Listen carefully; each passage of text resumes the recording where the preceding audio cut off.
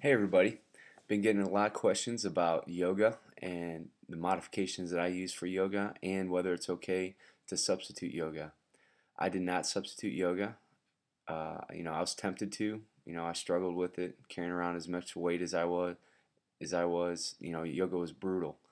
But what I can tell you is there's probably no other workout in the entire series that has changed how I feel in terms of my youthfulness, my flexibility, and just overall well-being.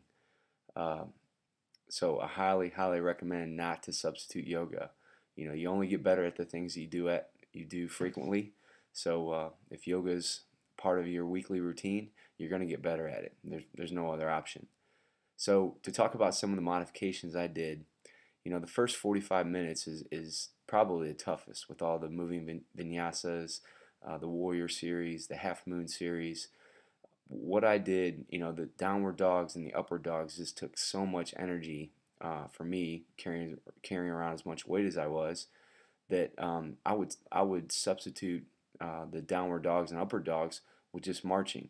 I'd march in place, and when they'd get into a particular pose, say for instance crescent pose or warrior one, warrior two, I would get in that pose and hold it for say 20 seconds, and I would build up that time to feel the pose, learn the poses, and still get a pretty good workout in. And over time, I was able to do more and more vinyasas, and work those into the routine. And before I knew it, I was keeping up, going through the whole routine. The other portion, after the moving vinyasas, they move into the balance poses.